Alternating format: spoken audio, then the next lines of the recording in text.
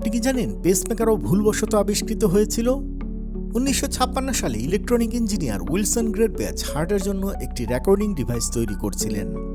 হঠাৎ করে ভুল রেজিস্টার ব্যবহার করার কারণে সার্কিটটি একটি নির্দিষ্ট সময়ে ইলেকট্রিক পালস তৈরি করতে থাকে। তাকে শুনতে মনে হচ্ছিল এটি মানুষের হৃদস্পন্দনের মতো। তখন তার মাথায় আসে, যদি এই ডিভাইসটি হৃদস্পন্দন নিয়ন্ত্রণে ব্যবহার করা যায় তাহলে হৃদরোগীদের উপকার হবে। এরপর তিনি পেসমেকারের উপর কাজ শুরু করেন এবং 2 বছর পর প্রথম পেসমেকার ইমপ্লান্ট করা হয়।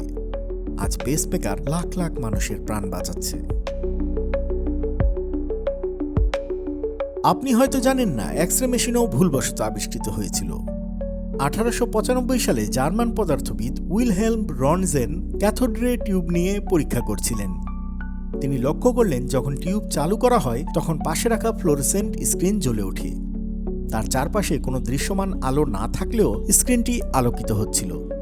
তিনি পরীক্ষা করে দেখেন অজানা এক রশ্মি স্ক্রিনটিকে আলোকিত করছে। তিনি এই রশ্মিকে এক্স-রে নাম দেন। পরে যখন তিনি তার স্ত্রীর হাতকে এক্স-রে করে ছবি তোলেন তখন হাড়ের ছবি পরিষ্কার দেখা যায়। এই ভুলবশত আবিষ্কার চিকিৎসা ক্ষেত্রে এক বিপ্লব ঘটায় এবং রোগ নির্ণয়ে নতুন দিগন্ত উন্মোচন করে।